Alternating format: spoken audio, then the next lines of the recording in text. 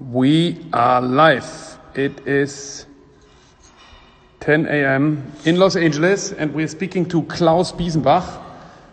Do you see me okay? It's kind of blurry, no? Oh. Or is it just my eyes?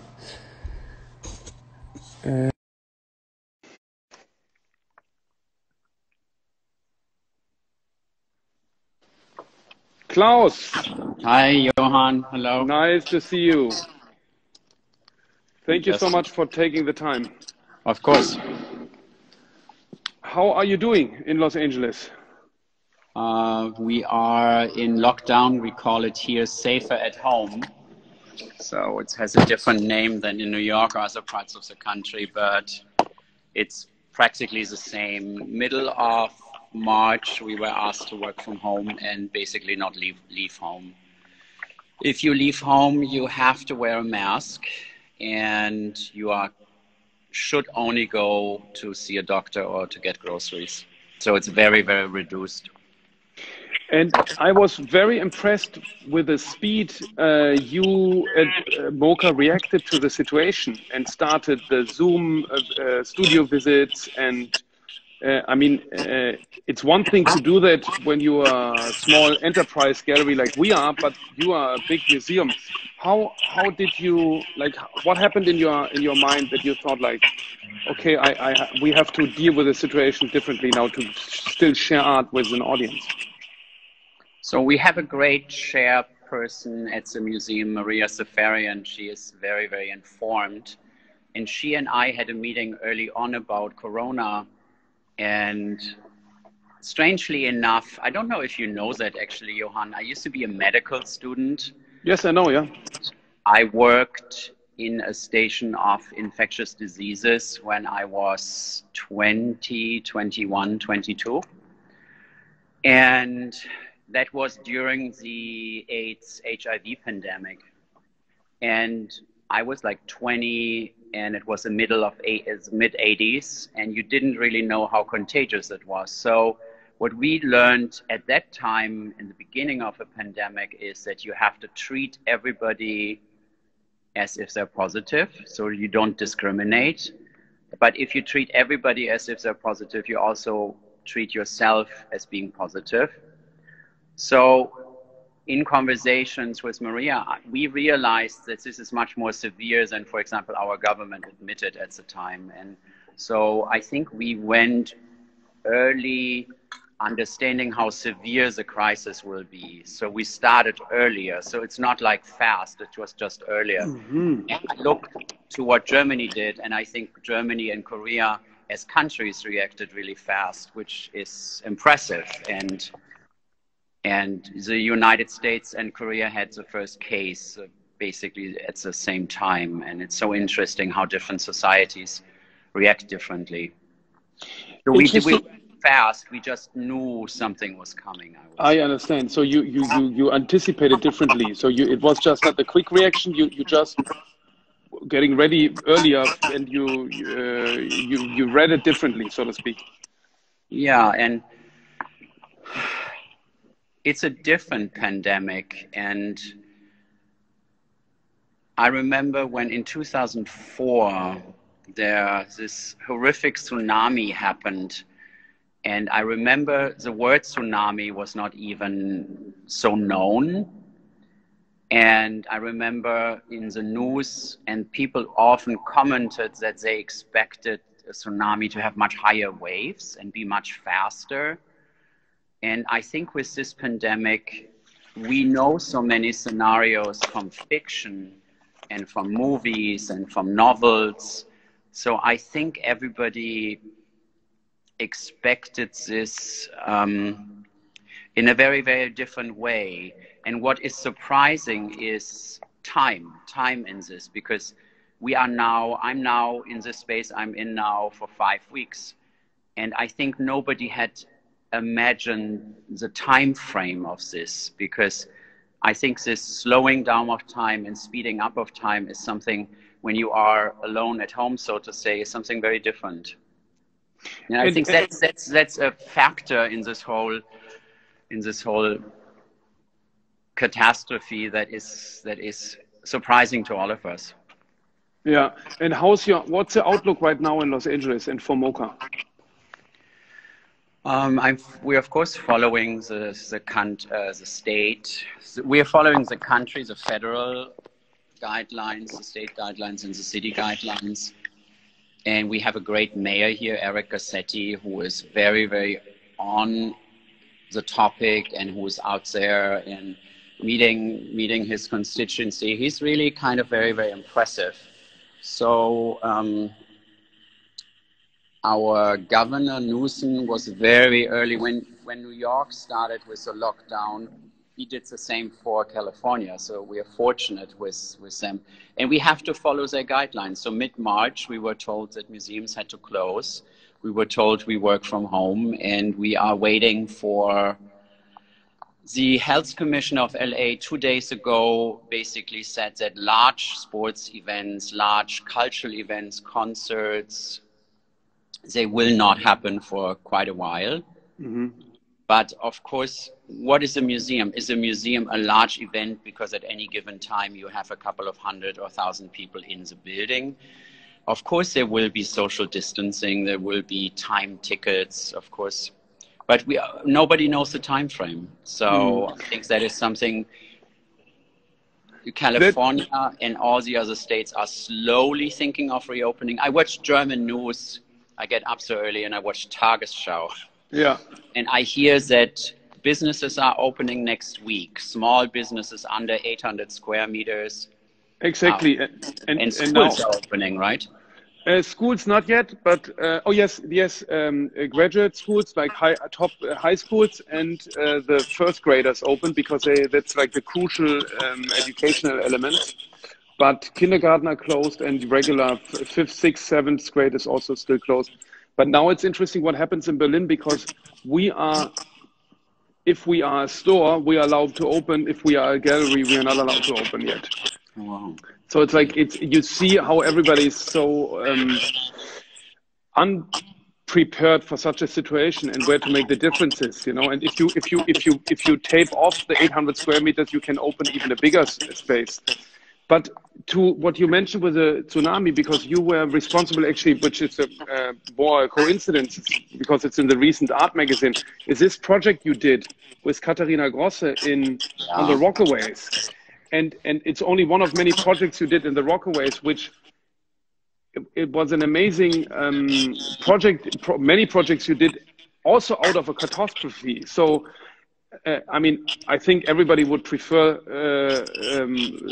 the flood wouldn't have happened, but you kind of transformed the disaster in something prosperous and gave it a certain positivity. Do you see chances in this crisis right now? I think this crisis is very, very humbling. It's very humbling because it shows you how powerless we are. And I think when a situation like this humbling, putting us all at a very similar outlook because we're all in it together. That's different from the hurricane that you're referring to, Hurricane Sandy in New York, because there was an inside and an outside. There was a world that wasn't damaged and a world that wasn't harmed, and it was easier to try to get help from a certain area that wasn't affected. We are all in this together, and the humbling experience, I think, will make us reflect on how to go forward. I think we have to listen to what's happening. We have to observe. We have to see what's going to be needed. I think in the first couple of weeks, I know galleries and museums, say museum from home, everything was put online, and now my iPhone at some points this week said I had 16 hours of screen time on one day. That's kind of too much. Yes. So I think it's very humbly listening and learning and seeing where we can be of service. I think the most important, here's one thing. How would we have survived these 5 weeks of lockdown without music, without books, without art, and without movies to watch? That's all artists. Yeah. So how would we have survived these last 5 weeks without art? That proves that we are really, really crucial. And that is what you need in a time of emergency. But how can an institution be of service to the community? So that's a big question. And I think that's learning every day. Every day more will be revealed, but we have to stay very open and humble and see how we can adjust and how can we be of purpose and how can we be like other residents, like help with what we have, with the resources. Will it be that museums are housing different kind of programs? Will it? So I think this is just the beginning of a longer adjustment. So I think the most important is to be open. And how is it for you? The Guardian, the New York Times, everybody, all the media is praising Germany for being like the lowest death toll, smallest infection rate. In Berlin, every artistic, active independent worker gets 5,000 euro support.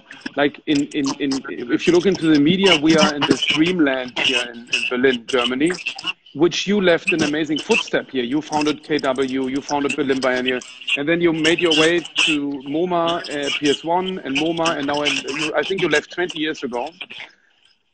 How is it for you being now in this like ultra-libertarian society where we learned earlier today from Dennis Scholl, there needs to be other members in society standing up for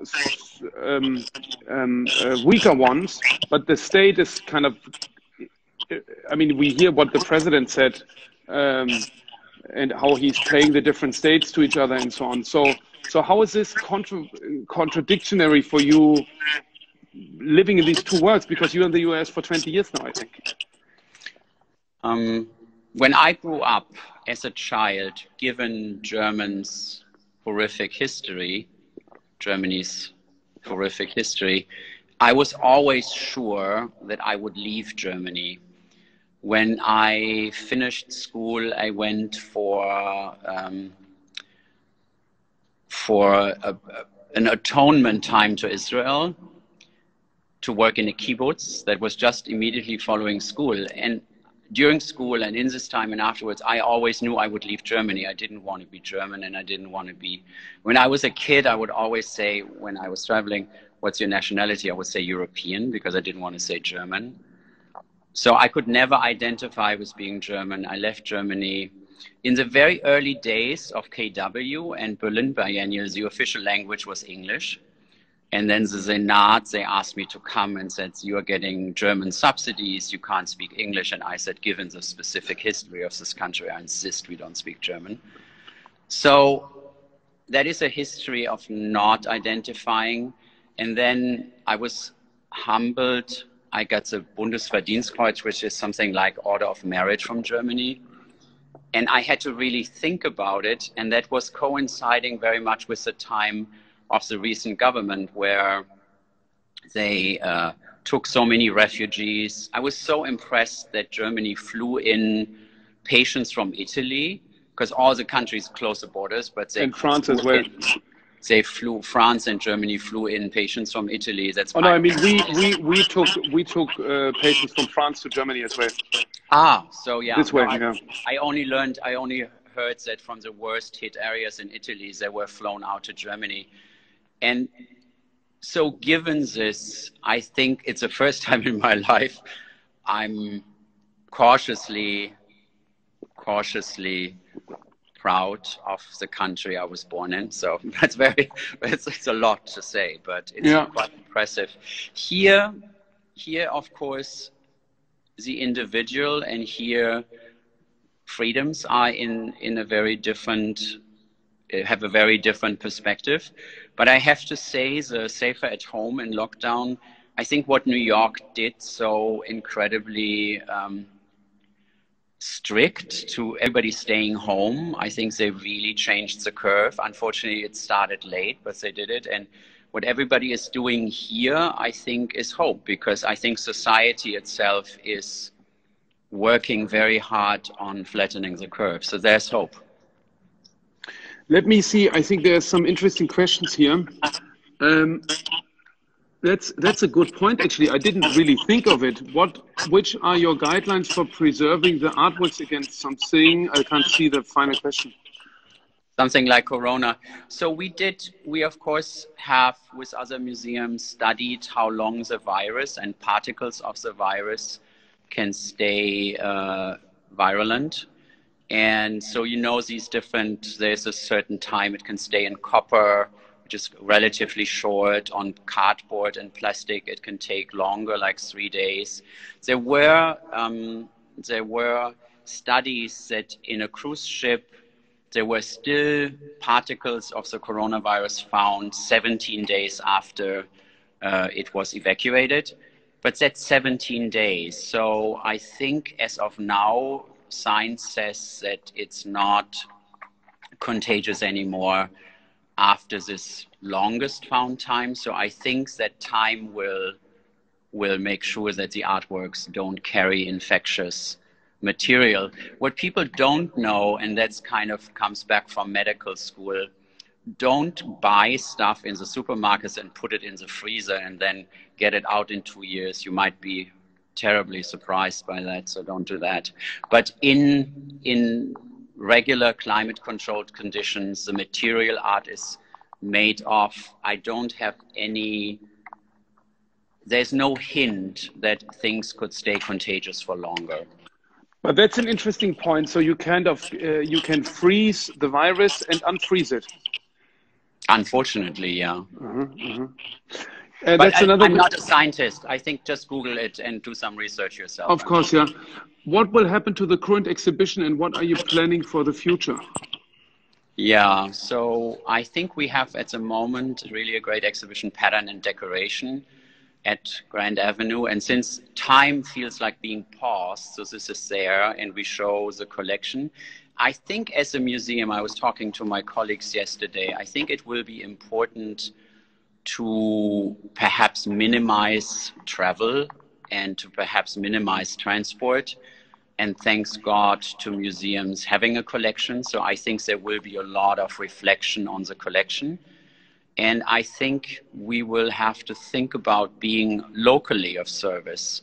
So when you say how to react, so I think this is just the beginning of a rethinking what a museum can be kind of as a purpose and as a responsible service for the communities it's in. But it's interesting because that's a bit of a trend you have been started with. When you came, you took a lot of responsibility for what's actually to be found on site. You visit almost more or less every artist and got a big idea about what's happening in Los Angeles itself. So somehow it's like, and we see these trends in a lot of other fields as well, that a lot of people try to stay more regional and embrace what's there locally. So that's maybe even a good thing, no? I think it's very important to constantly reflect how can you be of service and how can you be a citizen amongst citizens that really helps communities. Because what I said before, I said, what would we have done the last 5 weeks without art and literature and music? I think now, for me, art is always, and that's a very Joseph Beuys idea, for me, art is political. For me, art is always needs to be a responsible agent in society. And I think for me, art is as important as schools and as libraries and as hospitals. For me, art is really, when I started Kunstwerke, actually, people don't know that because in Germany it's a pun upon words. Kunstwerke was actually meant to say something like Gaswerke, Elektrizitätswerke, Wasserwerke. I can't speak German anymore. So it was like an urban service. Wasserwerke provide you with water. Kunstwerke provide you with Kunst. That is actually why we got to that name. Everybody thinks because it's about art. No, it was meant to be a civic service. A civic service, like you get your water, you get your electricity, you get your art. So that was in the very beginning, 30 years ago. So it's not a new trend. It's not a new trend. It's something that, at least in my understanding, what institutions should be based on artists like Katharina Sieverding, like Joseph Beuys. That is what art should be. And we have to be at the moment continue to reflect on the environment and be ecologically minded. I think that's very, very important. And we have to be of service. I think these are the two elements that you can clearly derive from a Joseph Beuys position.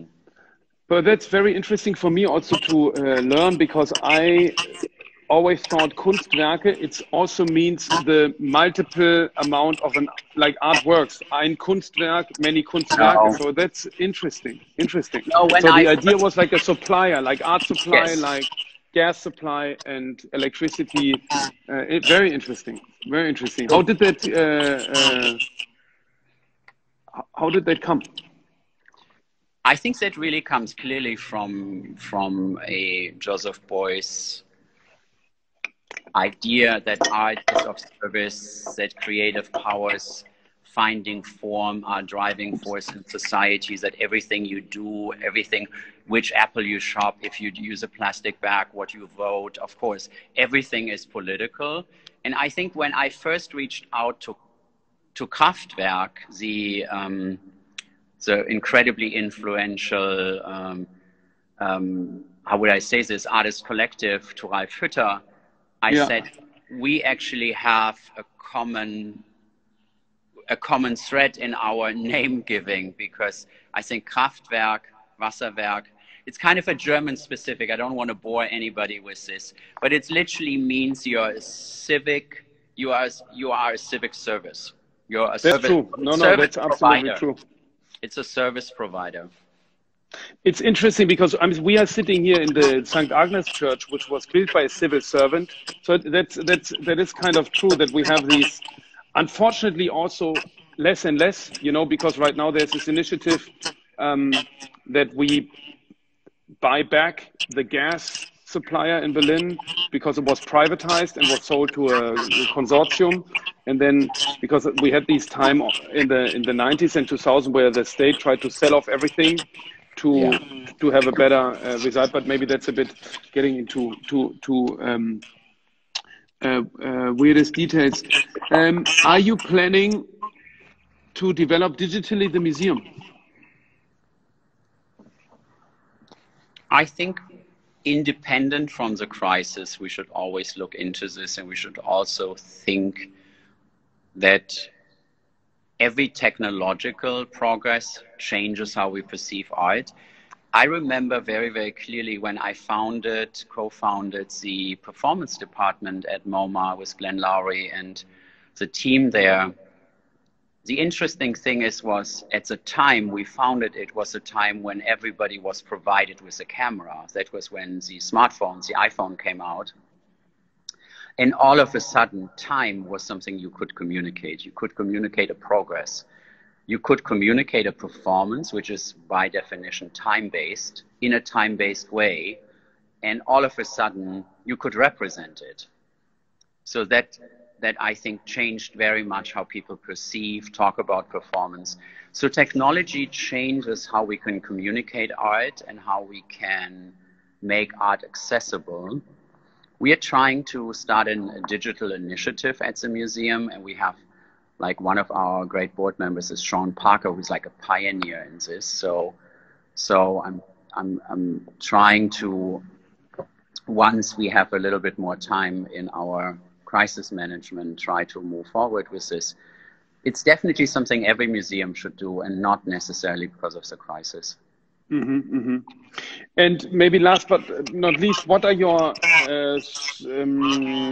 which cultural offerings do you find most appealing and kind of take you a little bit away from the concerns we are in? Like where do you can get loose? In what film tip, book tip, what can you share with us and recommend us to look at or read or listen to? I did something very, very funny. I bought on eBay because I'm literally I'm in downtown LA. I'm not leaving that space I'm in, and I buy everything on eBay and Amazon. And I've literally not left that compound in 5 weeks.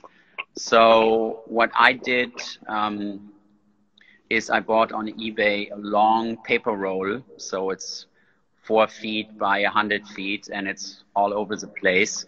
And I started writing down everything I ever experienced and everything I ever liked listening to or watching. So I have this timeline.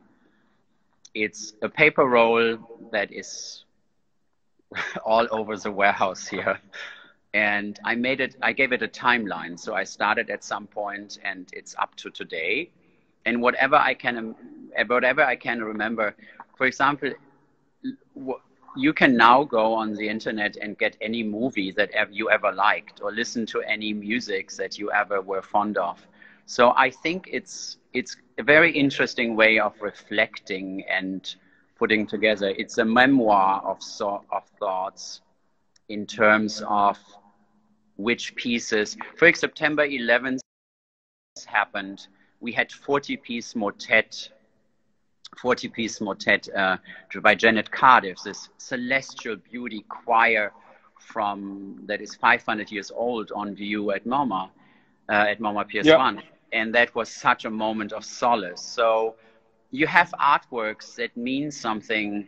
And I think right now it's beautiful to have, in all the tragedy and all the, let's first say, let's be grateful to be healthy and be in the position we are, that we have the time to talk about arts. Let's first be grateful. That's really, really privilege. It's a privilege.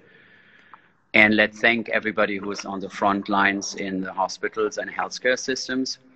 But having more time, I hope, will lead to many people rethinking what actually values are. And so it gives you time to reflect. But I find that very on this big paper roll. No, but I find that very beautiful. I think it's a great idea in the time where there's all these millions of digital offerings like this one and viewing rooms and I don't know what and unlocked payment areas and these and that platforms. I think it's a great idea to go back to pen and paper and contemplate of real experiences and real memories and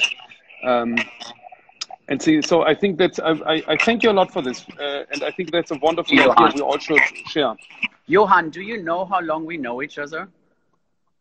Oh, we know each other for 20 years. No. Your father, when he did Porticus, did a show with my very dear friend Tony Ausler. Yes. And Tony Ausler installed Phobic and White Trash, 2 collaborations that he did with Mike Kelly. He was in Berlin and he installed these 2 works in Berlin.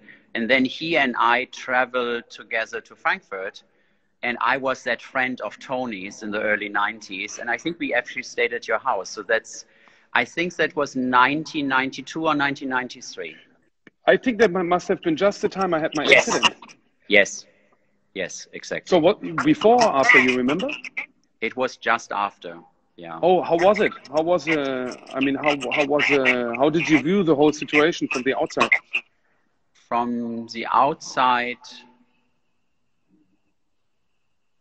I think I can only say how impressed I am with your career path and starting a gallery that's more than just a gallery, and having been in that moment, literally with Tony at your parents' house, at your family's house, I can only say I'm very impressed and I'm very honored we did this little Zoom call. Thank you. Thank you so much, Klaus. Stay safe and healthy and hope to see you in real life very soon. Yeah. Bye. Bye. Thank you so much. Bye.